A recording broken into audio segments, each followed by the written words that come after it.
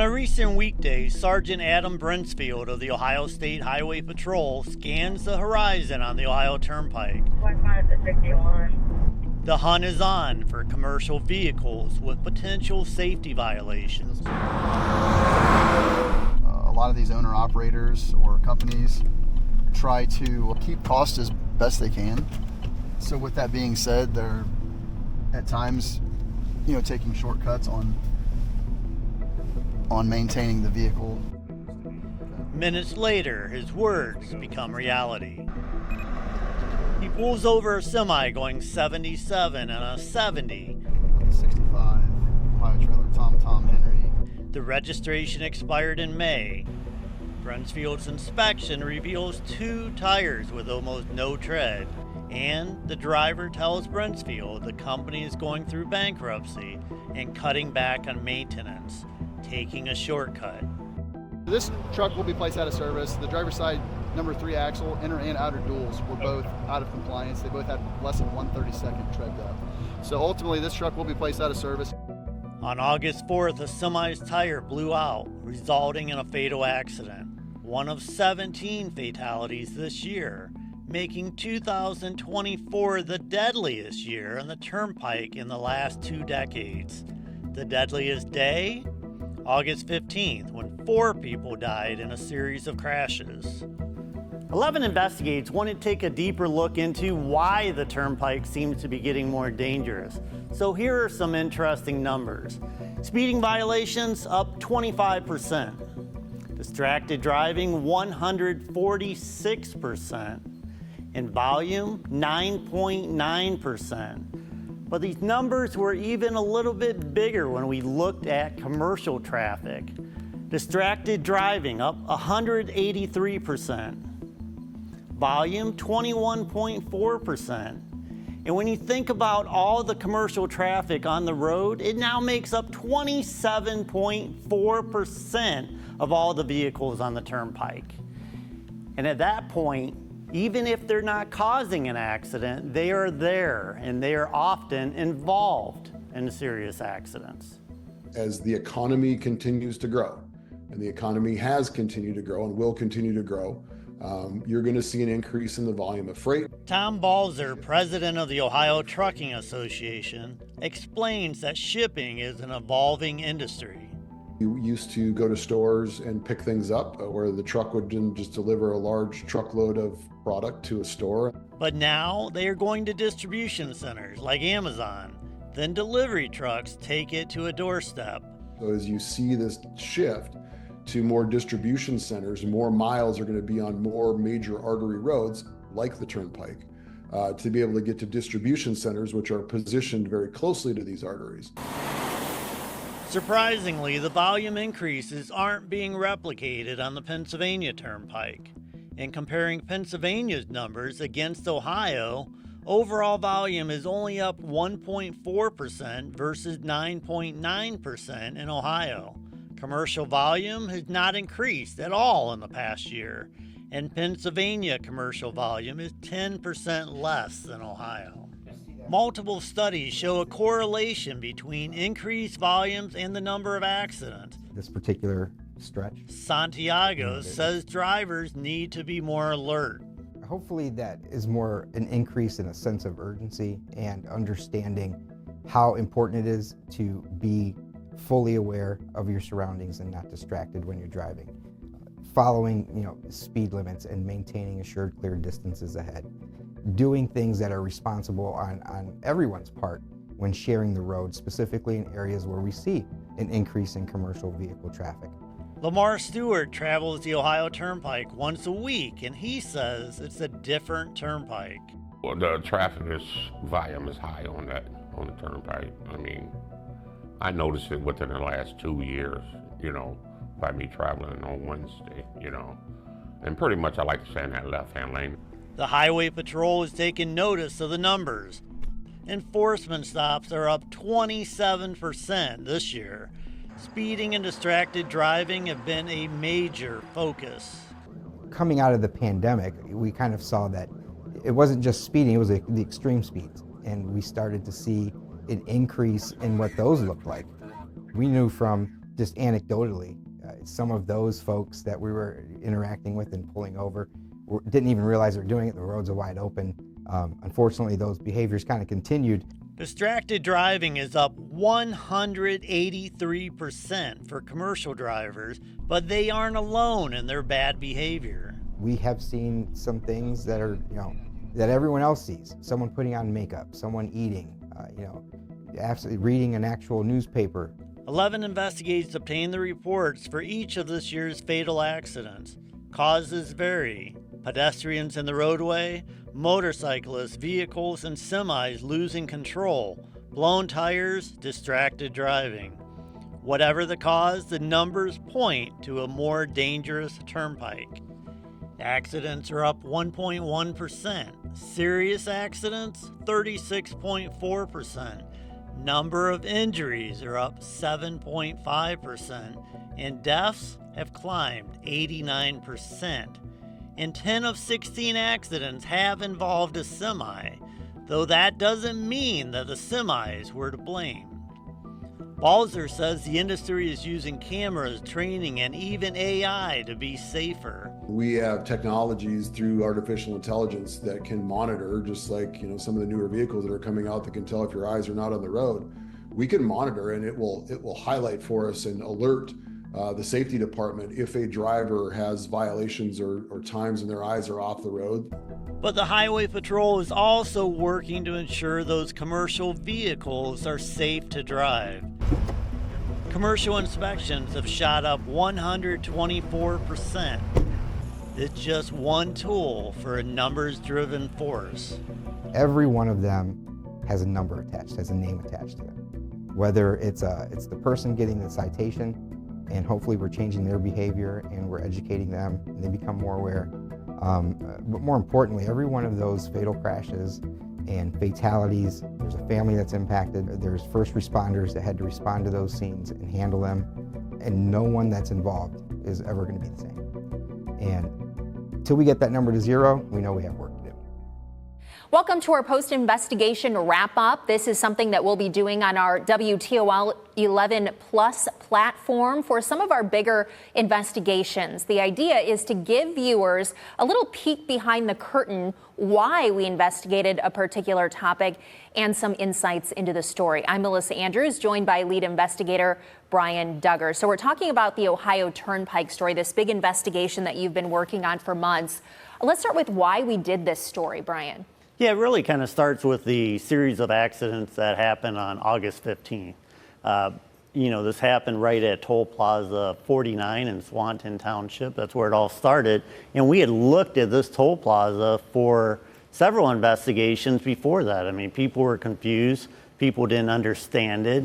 And we were concerned that something like that could happen. And then on August 15th, the driver, who is from Minnesota, she said, I was confused by this exit. And she either hit her brakes or she just slowed rapidly, and she was hit from behind by a semi, which kind of led to these series of accidents, which ultimately that day 4 different people died. And so we kind of started from there, and that led into the fact that I think a couple weeks later, somebody else died in the turnpike, and that made it 17 fatalities this year, which is the deadliest year in the past 20 years. So we started pulling numbers because we wanted to see, why is this happening? Are people driving more dangerously? What are we seeing? And when we did pull those numbers, we did see that it appeared that people were driving a little more recklessly this year. But weren't you already looking into issues with that toll plaza before these crashes? Oh, absolutely. Like I said, we had done a couple different stories and people were confused. I mean, people had said, one guy went on camera with us and he said, well, I was in the left-hand lane and I saw that, and I'm like, well, I got to get over. But he's like, I don't want to get over 3 lanes because I'm going to cause an accident. And so we didn't hear from just 1 or 2 people that said this. We were hearing from dozens. I think when we initially did the story, we got hundreds of comments, either people on social media or by email or even reaching out to us by phone. So it was obvious to us that this was a toll plaza that was a concern. And that plaza is going to be under review as part of the recommendations from, I believe, the initial recommendations from the NTSB. That's right. So we'll see what happens there. That's right. Other than August 15th, though, there were a lot of other deadly crashes on the Turnpike this year. You pulled the reports. What did you find out about that? Yeah, so there were 16 accident reports. Remember the one on August 15th? There were 2 people that died in the initial accident, but otherwise there were 16 total accidents. And it really was all over the board. There were a couple cases where semis in construction zones lost control. In one case, it bounced off a side and then it went through the berm and hit somebody else head on. Another case, the semi's tire blew out and he lost its control. But then we saw there were 2 different motorcycle accidents. One, I believe a person hit some sort of hole in the road, lost control. Second motorcycle accident, he actually blew a tire and then lost control. But there were others that, in 2 cases, pedestrians just wandered into the Turnpike. I don't know whether it was suicide, whether they're off the side of the road and just got hit. Don't know the exact reason why, but 2 pedestrians. There's really not much you can do. Yeah, the Ohio Turnpike Commission can't really do anything about that if someone makes that decision. Yeah, and there was something else that was interesting, Mel, that kind of jumped out. When we looked at some of the vehicles, obviously semis were involved in 10 out of the 16. Doesn't mean that they caused 10 out of the 16 accidents, but they were involved. Either somebody ran into them or they ended up hitting somebody. But some of the vehicles that were involved were very older vehicles, in some cases 20 or even older than that, years old. And you know, you start to wonder, maybe they don't have the safety features that we see now, you know, that blind spot recognition or automatic braking, stuff like that. So maybe that played a role. So they were all over. But the one thing that we did really notice, volume is definitely up on the Turnpike this year. And multiple studies show that when volume goes up, accidents go up. And oftentimes when accidents go up because of increased volume, they're more serious accidents. Yeah, and that's just simple math. More drivers, there's going to be more crashes. You went out with the Ohio State Highway Patrol, right, which is the law enforcement agency that oversees the Turnpike. What did you find out on that ride along? Yeah, what we wanted to do with that ride along, this was like their commercial enforcement division, and we wanted to see what they did when they pulled over a semi and did the inspection of the semi. What's really interesting about this, you see earlier in the package where Sergeant Brincefield says, one of the things we're seeing is that companies are maybe trying to cut corners. They're trying to save money and they're not putting the investment into their trucks like maybe they should. And this was not staged in the story at all. He said this, and less than a minute later, we got a call from another trooper down the road that, hey, this semi is speeding, he's coming your way, pull him over. And so eventually we're going to pull over this semi, and his words are going to come true. But the interesting thing about this is that we were trailing this semi for several minutes, certainly several miles, and there wasn't anything obviously wrong about it. But then when we pulled it over, registration had expired back in May, so we're 6 months expired at this point. And then you start looking at the tires on the truck, and 2 of the key tires right around the axle on the driver's side were completely bald. So I had just mentioned that a semi had blown a tire and caused a fatal accident, and so we were seeing 2 bald tires in a really key area. And then when Sergeant Brincefield went up and talked to the driver, he's like, look, this company's going through bankruptcy.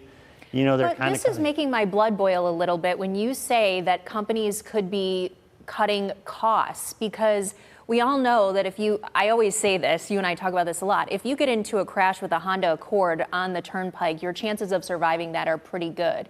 A semi, not so much. So I would think that is just blatant negligence. Yes. I mean, you can certainly say that. And this is something that the Ohio State Highway Patrol, look, they're very data driven. They look at the numbers. They're seeing that when you think about commercial traffic, it's up more than 20% from year to year on the Ohio Turnpike. Huge increases. I went back 5-6 years. Bigger than we've ever seen in the last deliveries, 5-6. right? Yeah, yeah. So there's a lot going on there. And you're right. When something goes wrong with a semi, and we don't want to make them the villain in the story, but you know, I mean, when something goes wrong, it goes really wrong. It can go usually. really wrong. Okay. What's the big takeaway, do you think, from this investigation? Everybody in this area uses the Turnpike.